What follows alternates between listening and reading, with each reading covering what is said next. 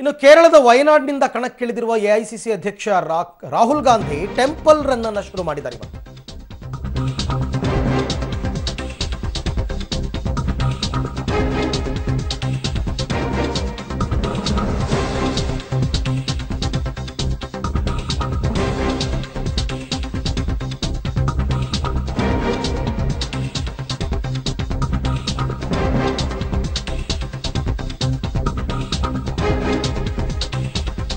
Okay, election ಹೊತ್ತಲ್ಲೇ Rahul Gandhi ಅವರು temple run ಶುರು ಮಾಡಿದ್ದಾರೆ. ಕೇರಳದ ವಯನಾಡಿನಲ್ಲಿ ಅವರು ಚುನಾವಣಾ ಕಣಕ್ಕೆ ಇಳಿದಿದ್ದಾರೆ.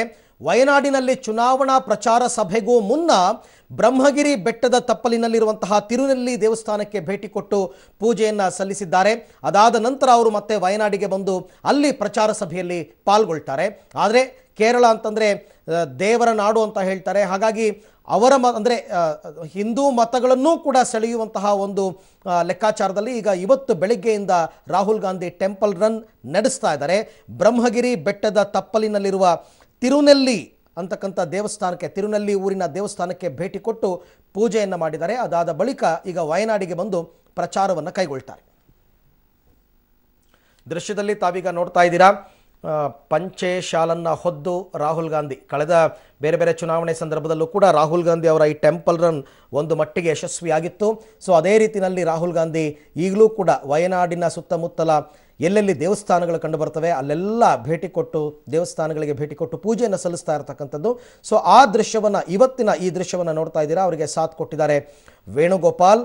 ಈ ಸಂದರ್ಭದಲ್ಲಿ ಈ ಪೂಜೆಗಳೆಲ್ಲವನ್ನ ನಡೆಸಿದ ನಂತರ ಅವರು ವಯನಾಡಿನಲ್ಲಿ ಪ್ರಚಾರ ಸಭೆಗೆ ತೆರಳುತ್ತಾರೆ. ಈ ಬಗ್ಗೆ ಮತ್ತಷ್ಟು ಮಾಹಿತಿಯನ್ನು ಪಡೆಯೋಣ ನನ್ನ ಕೊಲೀಗ್ ಶಬೀರ್ ಅವರಿಂದ. ಎಸ್ ಶಬೀರ್, ಮತ್ತೊಮ್ಮೆ ಟೆಂಪಲ್ ರನ್ ಮೊರೆ ಹೋದ್ರ ರಾಹುಲ್ ಗಾಂಧಿ ಅವರು ಅಂತ?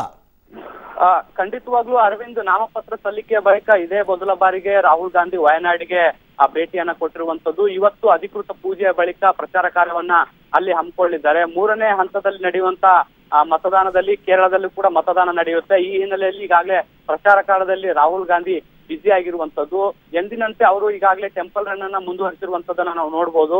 ಈಗಾಗಲೇ ಏನು ತಿರುನೆಲ್ಲಿ ಅನ್ನೋ ಒಂದು ಪ್ರದೇಶದಲ್ಲಿರುವಂತಹ ವಿಷ್ಣುವಿನ ದೇವಸ್ಥಾನಕ್ಕೆ ಇವತ್ತು ಅವರು ಭೇಟಿ ಕೊಟ್ಟಿರುವಂತದ್ದು.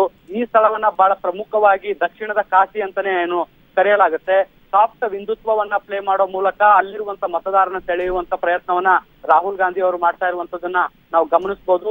ಈಗಾಗಲೇ ಏನ್ ರಾಹುಲ್ ಗಾಂಧಿ ಕುಟುಂಬಕ್ಕೂ ಮತ್ತು ಅಲ್ಲಿರುವಂತ ಏನು ಒಂದು ದೇವಸ್ಥಾನಕ್ಕೂ ಕೂಡ ಅವಿನಾಭಾವ ಸಂಬಂಧ ಇದೆ ಅಂತಾನೆ ಹೇಳ್ಬೋದು. ಯಾಕಂದ್ರೆ ಈ ಹಿಂದೆ ರಾಜೀವ್ ಗಾಂಧಿ ಅವರ ಹತ್ಯೆ ಆದಂತ ಸಂದರ್ಭದಲ್ಲೂ ಕೂಡ ಅವರ ಒಂದು ಏನು ಅಸ್ಥಿಯನ್ನ ಅಲ್ಲಿರುವಂತ ನದಿಯಲ್ಲಿ ಬಿಡ್ಲಾಗಿತ್ತು. ಹಾಗಾಗಿ ಅವರ ಕುಟುಂಬಕ್ಕೂ ಕೂಡ ಆ ಸ್ಥಳಕ್ಕೂ ಕೂಡ ಒಂದು ಸಂಬಂಧ ಇರೋದ್ರಿಂದ ಅಲ್ಲಿಂದ ಅವರು ಪ್ರಚಾರ ಕಾರ್ಯವನ್ನ ಆರಂಭಿಸಿರುವಂತದ್ದು. ಅಲ್ಲಿರುವಂತ ದೇವಸ್ಥಾನಕ್ಕೆ, ವಿಷ್ಣುವಿನ ದೇವಸ್ಥಾನಕ್ಕೆ ಪೂಜೆಯನ್ನ ಸಲ್ಲಿಸಿ ಈಗ ಪ್ರಚಾರ ಕಾರ್ಯವನ್ನ ರಾಹುಲ್ ಗಾಂಧಿ ಆರಂಭಿಸಲಿದ್ದಾರೆ. ಅರವಿಂದ್, ಬಿಜೆಪಿಯ ಒಂದು ಆರೋಪ ಇತ್ತು, ವಯನಾಡು ಅಂತಂದ್ರೆ ಅದೊಂಥರ ಮಿನಿ ಪಾಕಿಸ್ತಾನ.